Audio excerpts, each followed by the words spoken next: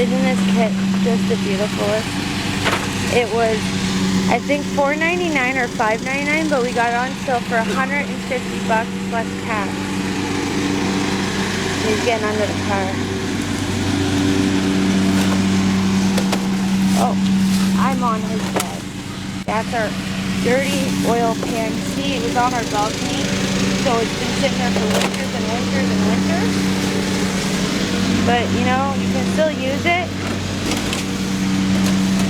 He's getting under the car, even though he should wait, because it is hot oil.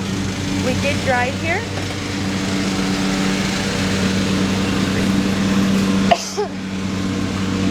Sorry guys if I cough a lot, I have a bit of a flu. He's just getting it ready. He's using all my expensive garbage bags. Well, the cement's more. Yes, I've been threatened multiple times about fixing people's cements with our leakage cars. Because I'm messy. Yep.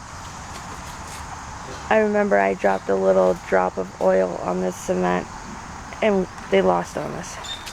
So now we gotta be very, very gentle and careful of where we spill.